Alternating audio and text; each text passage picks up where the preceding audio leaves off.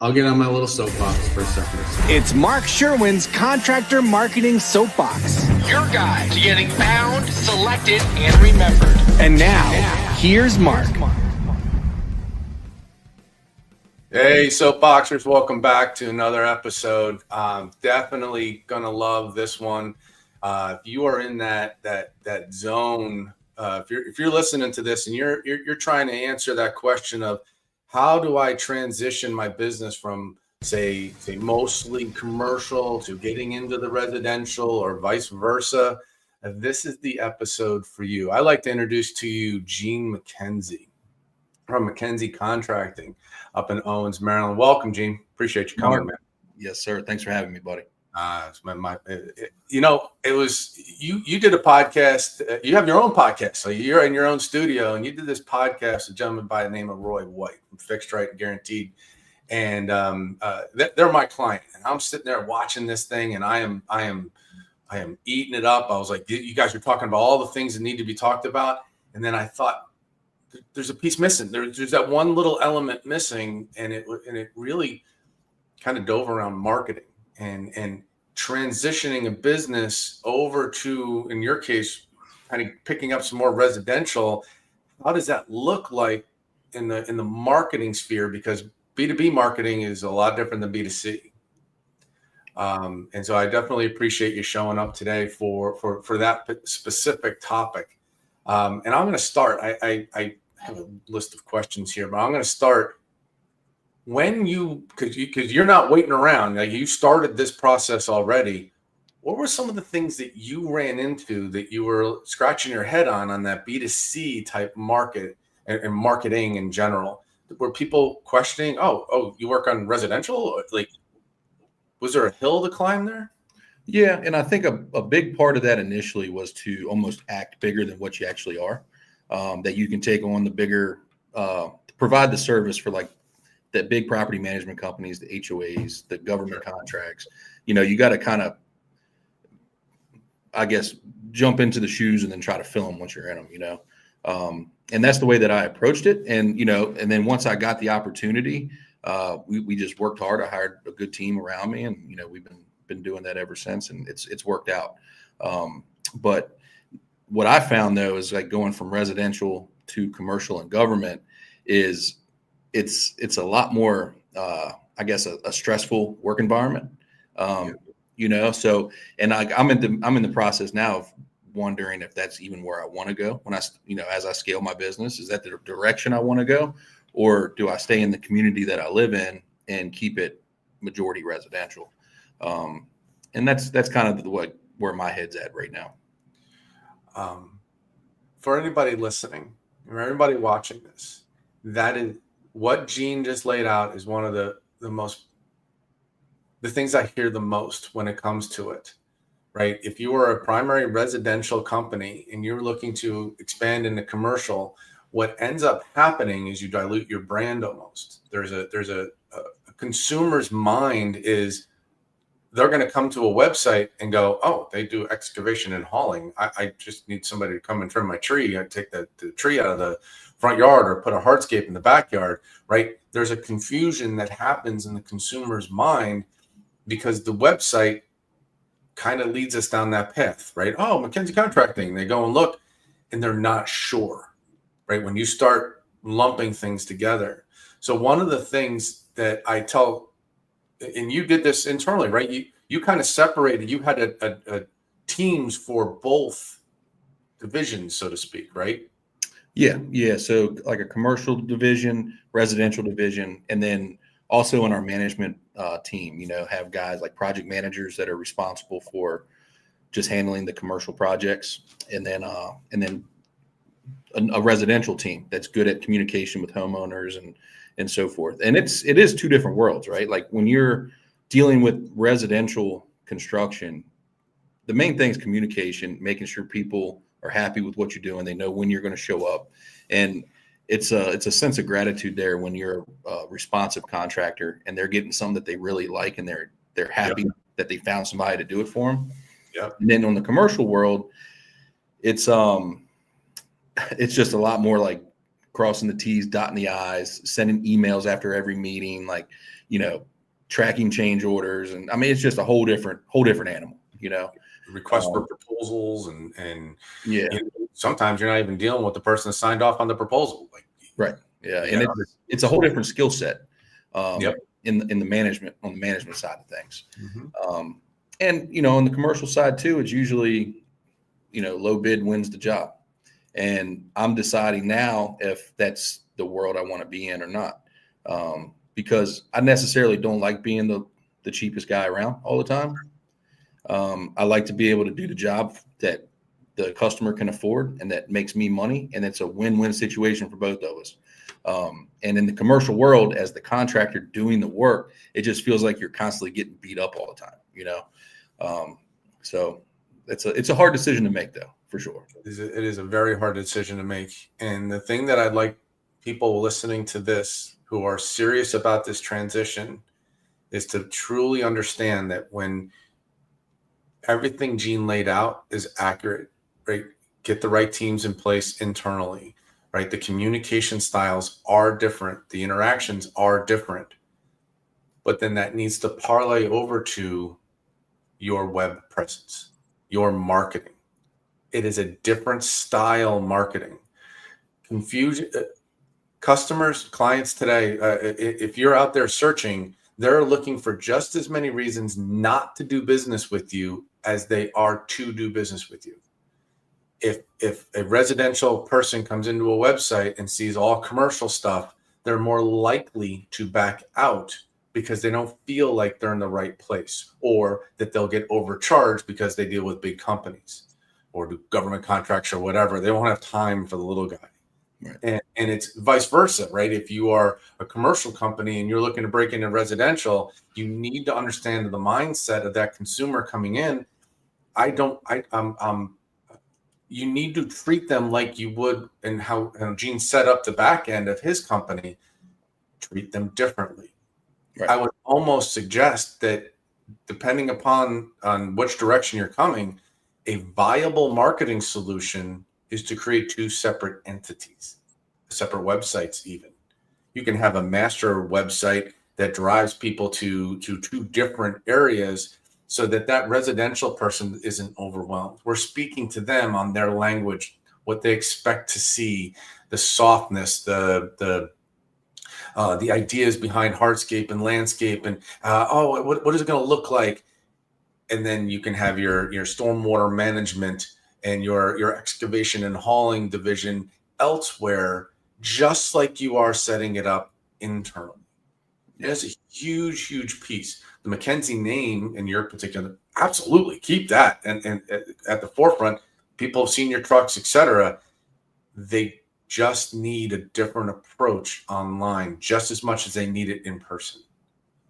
And if you took away anything from this, Gene, I hope that if you're going to stick with this and stick that out, contemplate that change. And for everybody here, just be very aware. I don't help Gene with his marketing at all. I just saw a tremendous opportunity to talk about how marketing impacts a primary residential to commercial, or commercial to residential, depending upon how you get into it.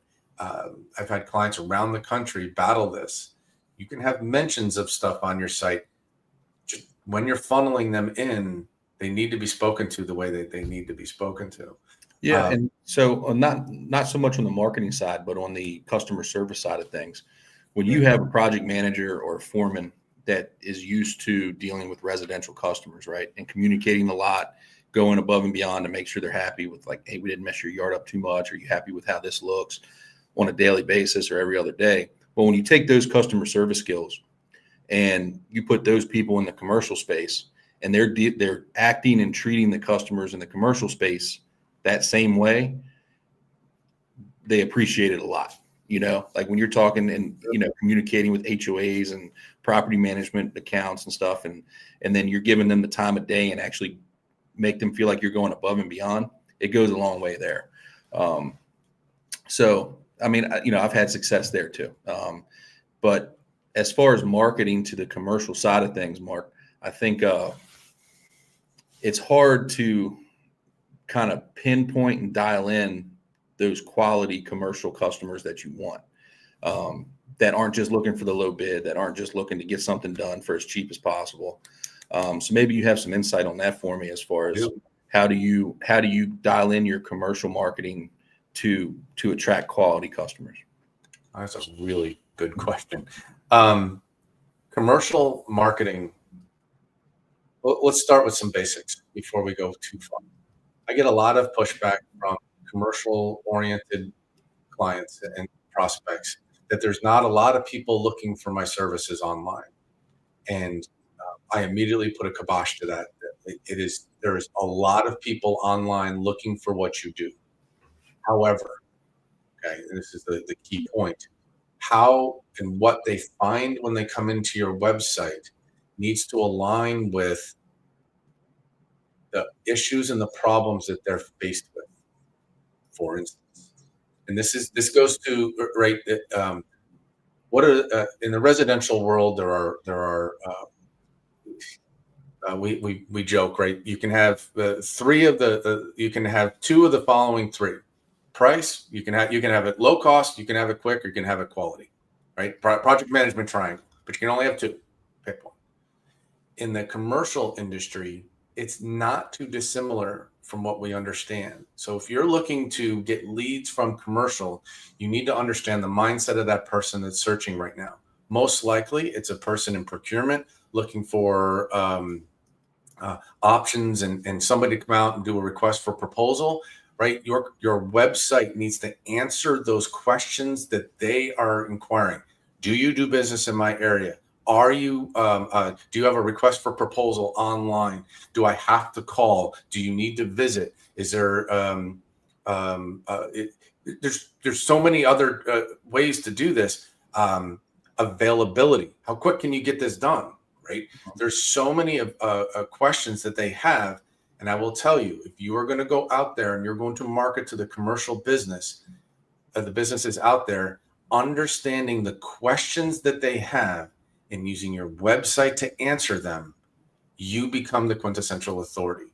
I use the same aspect in residential as well, right? But those questions that the procurement officers are looking for, the person in charge of getting the proposal for the homeowners association, any of those people, what questions are they asking?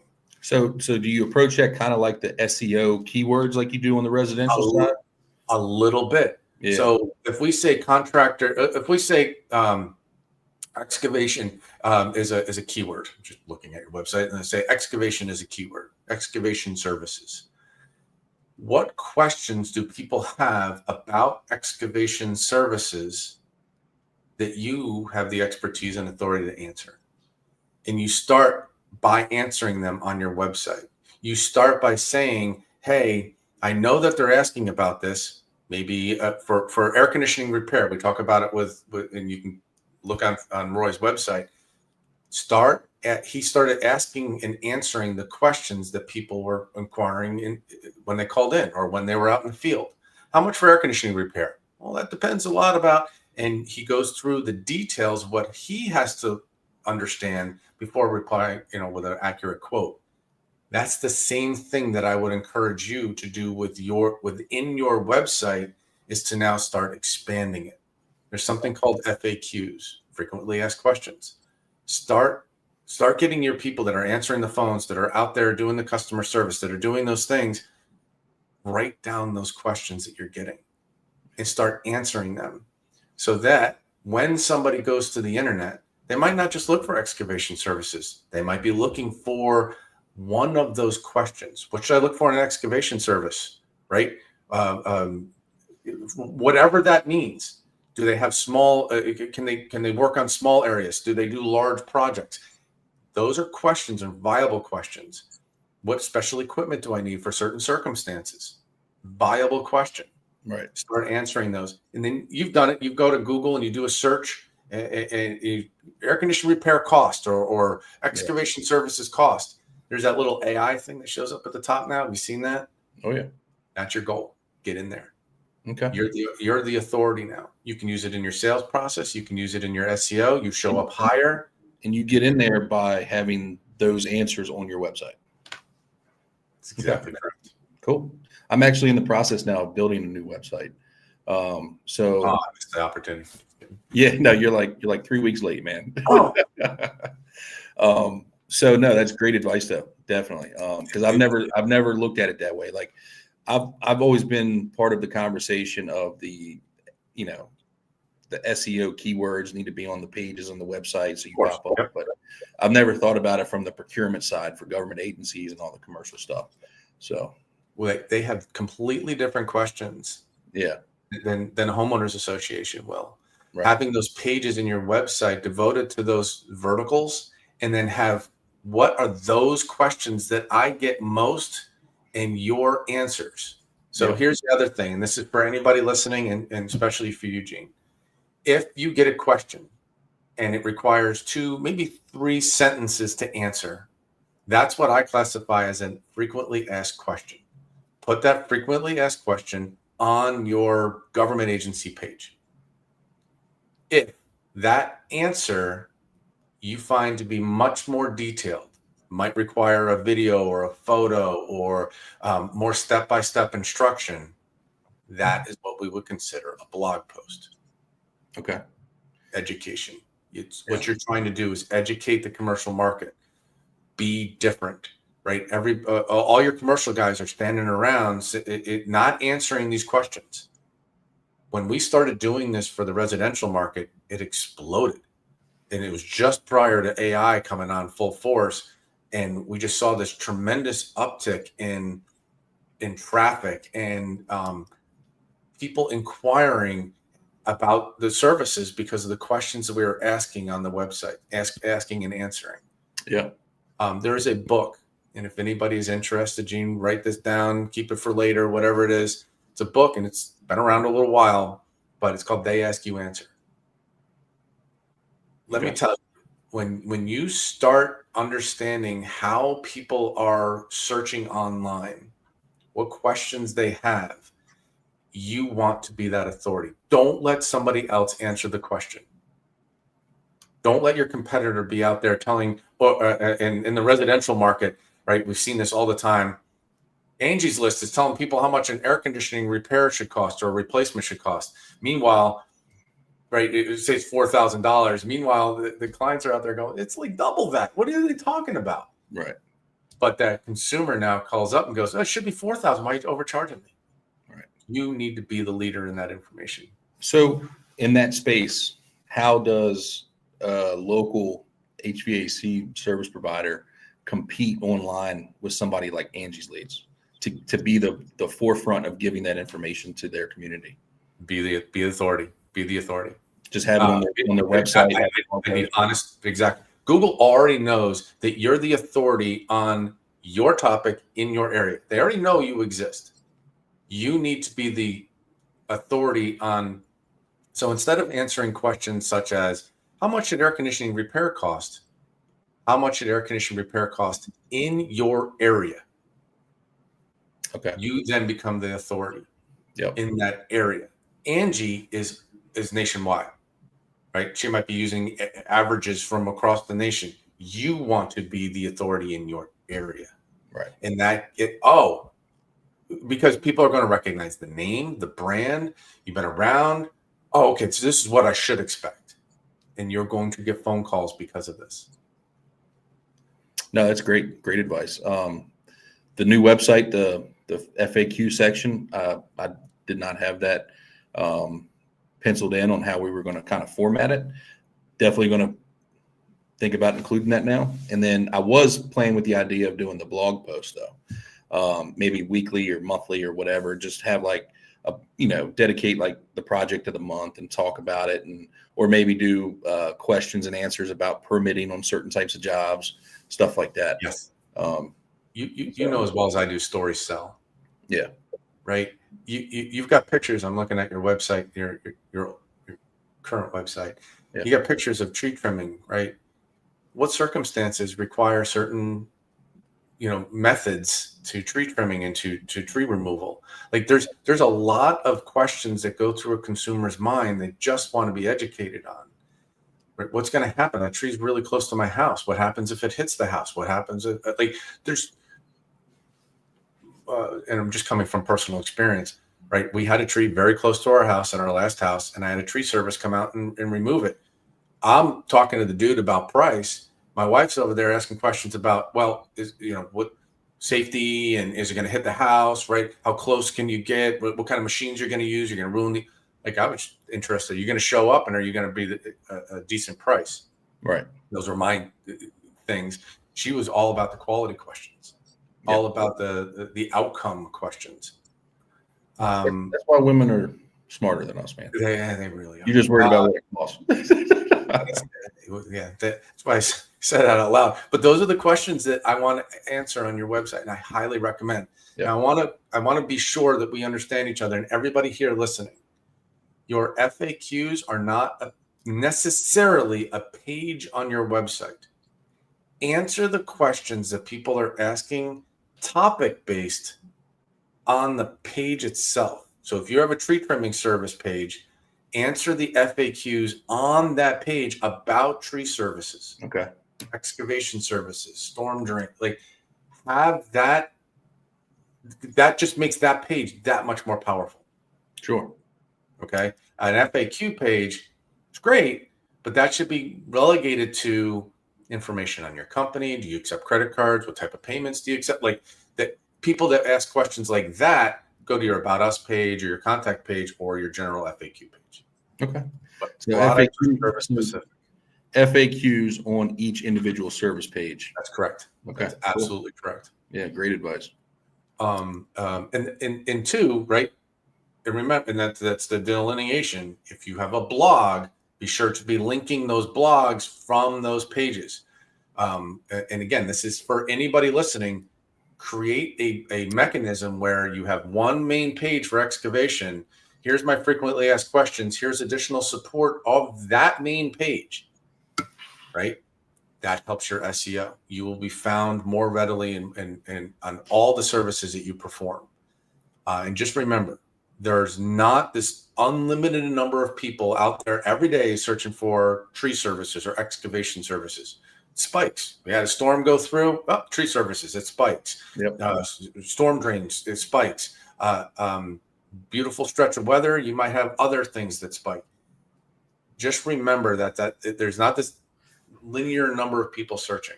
Mm-hmm. Always be adding to your website. Always be offering solutions and answering those questions on your website. Make it a staple in your company to come to the meeting with, hey, I got a new question, right? Yeah. And I think that I'm definitely guilty of this, and I think a lot of people are, is you build a website, then you just kind of forget about it. Mm-hmm. Maybe once a quarter, like, you go on there, make sure everything still looks right and it's working. You might fill out an inquiry form to make sure it's still coming through right, but you don't add to it or give it a whole lot of thought and, monthly or weekly or however often you should do it. You just, okay, it's there, it's working, Yep. But I will say, like, I guess you're saying that the website is a crucial part in how people find you online, how they find you, and if they choose you. And that's the important piece, right? If you got a sales guy out in the field, wouldn't it be awesome for him to be able to go to the website, look at the tree services and show the before and after, right? Or a story or a blog post or something that answers that person's question in right there, right? It's all written out. Right. That's how you want to use it. And it's just an education piece. That book, They Ask You Answer, goes through a lot more of those details as far as how to use, content on your website. But this is not just a brochure. It's a sales tool. Yeah. Your website. I know we've got some questions coming in, but I want to answer any more of your questions too, Gene, how we can help. I know you're just starting this journey of building out the new website. Now's the time to ask, man. Happy to help. Yeah, no, I think the only other thing is on that blog piece. Yes, sir. We were thinking about tying the social media posts, which are a little more frequently put up, and it's more like up to date, day to day. Should the blog be kind of associated in real time with the social media post going out? Is that one way to do it? Does that help at all? Yes. It puts the information out. Yeah. Just remember, the person's on social media, and this is actually super important. I always tell clients, babies and puppies. The social media posts that include babies, puppies, and to a certain extent, humor, cats, they get the most interaction. Okay? So while you are out there posting blog posts constantly and putting them on your social media, put something in between. I want fun. I want interesting. Like split them up so that when they get the informative piece, it's not just scroll past. They're always trying to sell me something. Right. Have fun. I used to have a client that did the fat head filter. You ever see these? Mm-hmm. Right. You just walk around and he's taking pictures and videos, and he just makes guys with fat heads. Like they had the most engagement. Right. They weren't selling anything. They're just showing her guys with fat heads. Yeah. And I tell that to, Zach all the time. It's like, look, like the social media, I don't want it to always be a commercial, every post that we do, it has to have a little bit of personal branding in there, a little bit me talking to the guys or me talking to a customer, and keep it lighthearted. And that's what keeps people engaged. But it's hard to do that though, because you get so busy in the day to day. And then, it's just like you got to really make an effort to put that content out there. So I have a solution for you. Okay. This is really important. And it's probably something that you could add to Zach's schedule. Sorry, Zach. Community involvement. So, and this is something that I'm stressing with a lot of clients right now. And there's a couple of reasons behind it, but community involvement, going to parades, putting making a float, putting a little stand at the 4th of July parade in town, or whatever you do, get your name out there. Hand out coupons as much as you can, et cetera, so forth. But these are tremendous photo opportunities. They just are.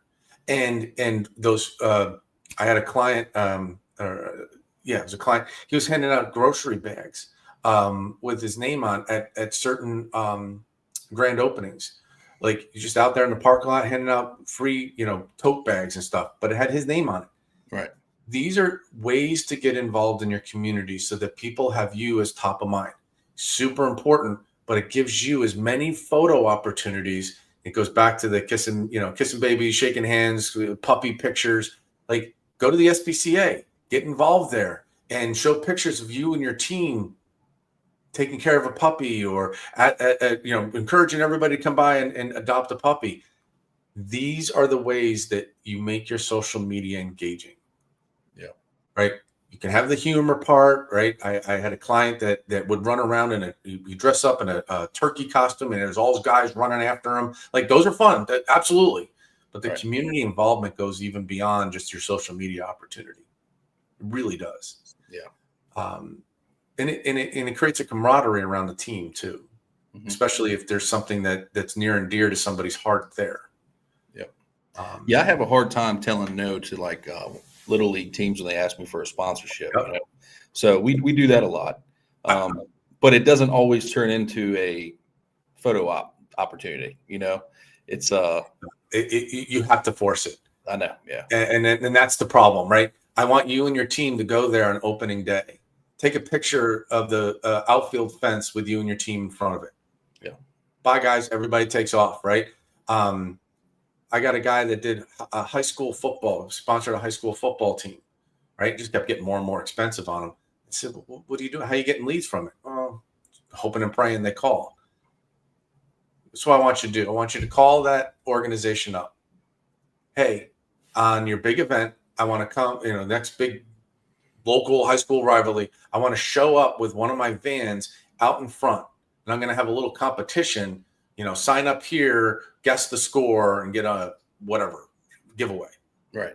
He had 200 people fill out their personal contact information to go and win whatever $250 prize.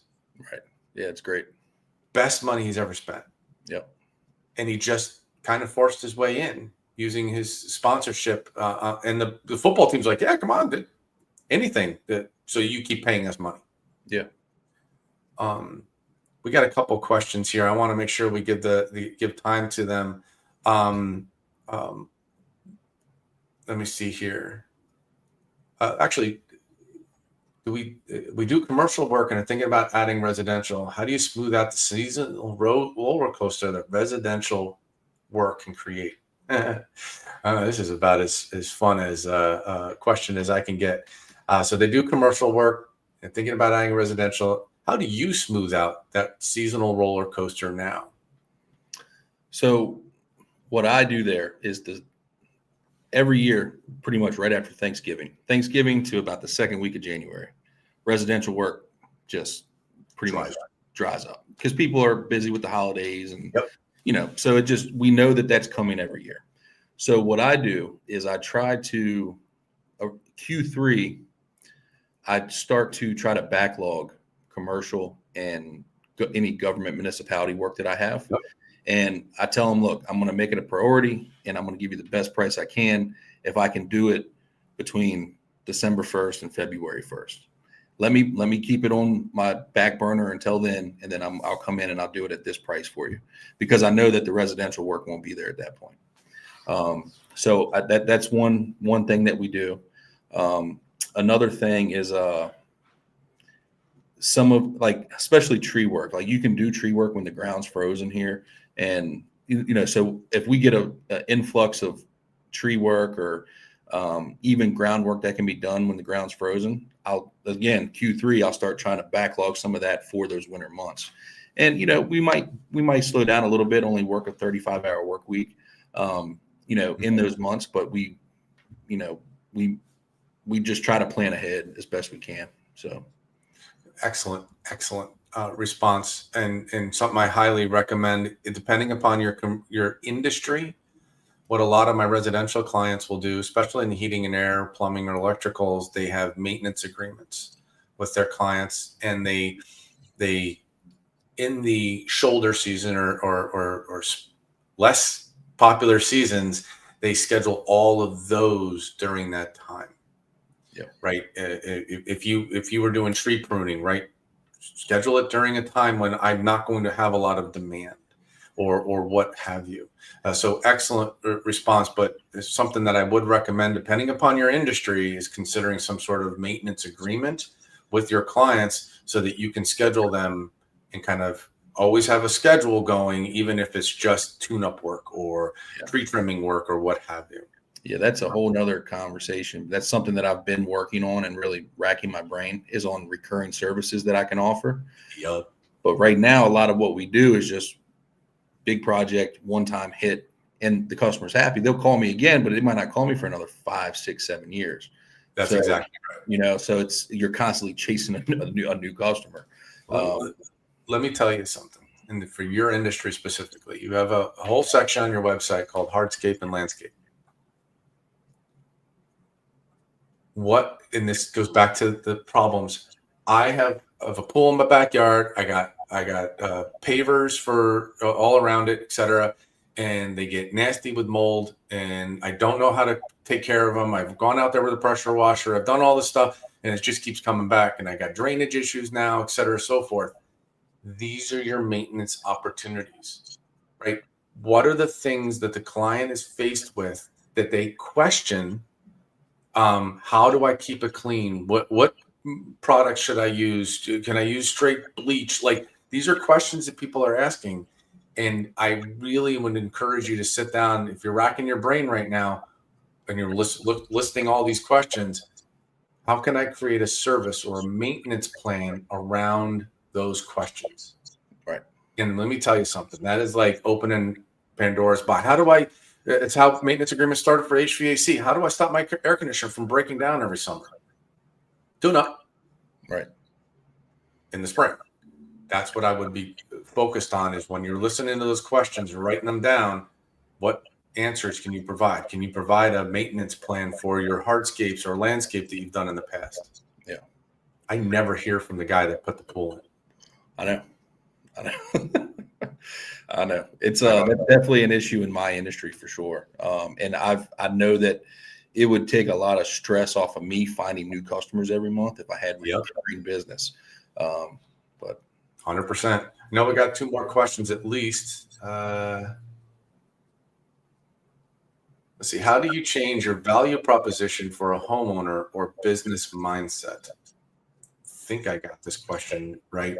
Do you have an initial reaction to that, Gene? So I don't much change our value proposition if it's residential or commercial. We have margins that we want to hit, and I have a sales team that understands what margins the company wants to operate at. Sure.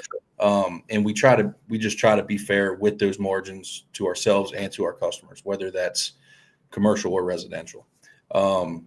The commercial side always seems to be pretty much like an emergency all the time.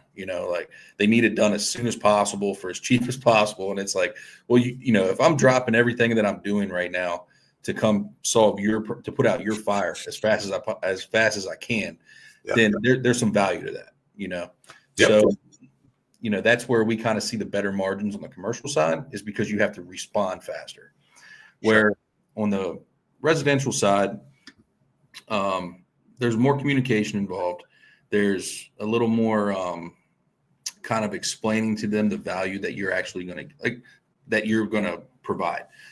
For example, we've replaced a lot of sidewalks that people put down, like Home Depot pavers themselves.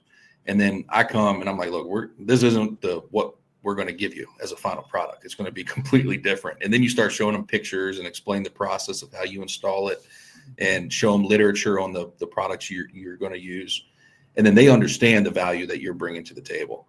But not everybody's aware of that. So it's just a little more of a sales pitch, like you really have to sell yourself and the service that you're going to give them. I can't agree more. Honestly, it's the don't change your values based on who you're talking to. Your values are your core, right? That's who you are as a company. And what I will say about that is that make sure in your business, whoever's watching this, or listening to this in the future, make sure in your business that everybody in your company understands your values, lives by them, right? One of ours is to always do the right thing, right? That's a value proposition that we have put together. We use the EOS management system here. One of our core values is that do the right thing. And that is not just a movie, but also a way of how we think about our clients. If I got to lose money, I'll lose money. I'm not worried about that if it means I did the right thing. Yeah. So stand by your values and really don't change it, but make sure everybody knows what they are. Mm-hmm. And standing by the right thing it goes both ways. Like if I'm on a job and I know that we underbid it, or it's going to, like, say we're not going to do the margins, or we're even losing money on this job. Well, we're going to do the right thing and still finish the job for the price that we said we were going to do it at. Now, if somebody comes to me on the flip side of that and says, hey man, we want to give you the work, but you're a little more expensive than the next guy. My response to that is always like, well, I need to be able to make the money that I need to make on this project to give you my full attention and the full service that I know I can provide. Sure. And then usually when you present it to them that way, they're like, cool, understood. It has to be a win-win for both parties there. Absolutely. So they need to see the value. They need to feel that value. They need to understand you're going to stand by your work. That's right. I know we got one more question. I want to be cognizant of everybody's time. Did you make any pricing mistakes when going into your new commercial or residential focus? It's an interesting question, Gene. Yeah, I mean, we make pricing mistakes all the time. And we're constantly trying to dial it in and make it as consistent as possible, so that we're making money, but are also competitive. Sure. And we try to adjust based on our closing rates. So like we track closing rates as a team and per salesman or estimator, and make sure that everybody's on the same page there. Where, like, say you start closing 80-90% of every lead you're running, well, it's time to raise your price. Mm-hmm. And if you're only closing 10%, then it's like, okay, well, maybe we're too expensive. We need to reevaluate how we're pricing this service, So I do think that the mistakes are always going to be there. And it may not necessarily be a mistake, as it is more so like an evolving process. Sure. As everything changes, right? The company changes. We get more overhead positions. We have, additional crews that we got to keep busy or whatever. And that's when you kind of changed your pricing structure. It's funny. People have told me in the past, right? Commercial are used to the big ticket items, the $10,000, $20,000, $30,000 invoice that they get, and they're accustomed to that. Residential, right? That'd scare the heck out of most of them, depending upon the project, obviously, and the size and the scope, et cetera. But if you're out there just taking a tree down, that has to be cost effective. Do you battle anything as far as consumer mindset? Oh, you do business with these big guys, so you're going to overcharge me on this little job. Yeah. And I do. So we cut trees, for example, for state highway. Awesome. So state highway administration, we trim the highways back for them 52 weeks out of the year. And when people see that, it kind of gets our brand out there. They see the trucks on the road, they see the guys working, they see the videos. But then it's like, oh, well, can they come trim a tree for $800? And it's a valid question, because it's something that I do struggle with, is like, okay, well, I have a certain size crew with certain equipment that kind of sticks together and works together. Sure. It is hard to go compete with a smaller outfit doing, 2 or 3 hour job, So what we do is we still run that. We still target those types of projects, but we have to get creative with our scheduling, and we'll try to do 2, 3, 4 of them in a day, and just be transparent with people. Like, look, we're going to take care of you. You need to be a little flexible with us on when we can get to it, because I have to pair it with another job that's somewhat close to your area. I get that a lot, right? The crews need to make a certain amount of money in a particular day, but if the project itself is a 2-hour project, well, I can't pay them a full day's work on just 1 2-hour project. I got painters. I got a lot of people that have to deal with that, even on the residential side. And that's just creative scheduling, like you said. So it's not necessarily a mistake. I want that quality, and I'm willing to wait a little bit of time for that, so I can get my price that I'm looking for. Again, it goes back to that project management triangle. It's just understanding what the priority is of the consumer at this moment. Got your website down there below. Go and check it out in a couple of weeks when his new one launches. I'm sorry I missed that boat, but I absolutely enjoyed this conversation. I'm not sure we have any more questions. Is there any more? I got Ray in the background. Just going to make sure he doesn't have anything in the hopper here waiting for us. And no, he's all set, he said. So if you have any questions and you're watching this later on, and be sure to like, comment, subscribe, is that what I'm supposed to say? But I definitely would. Ray's going to put my email up there, marketleadsnearby.com. Please feel free to reach out.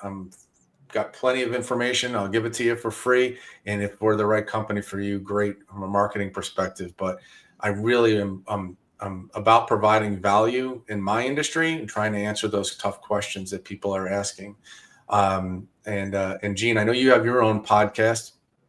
You've had some great guests on, including Roy. Is there any final thoughts you have for anybody out there? No, I mean, I think I really appreciate you inviting me on. This is fun to talk about, like just talking to like-minded people that are trying to solve the same problems is fun. And it just goes a long way just having an open conversation about it. So, it really does. Yeah, so I appreciate it. Hopefully we can keep the conversation going too at another point. Would love that. Like I said, I'll be up in your area. I made sure that the Steelers stuff.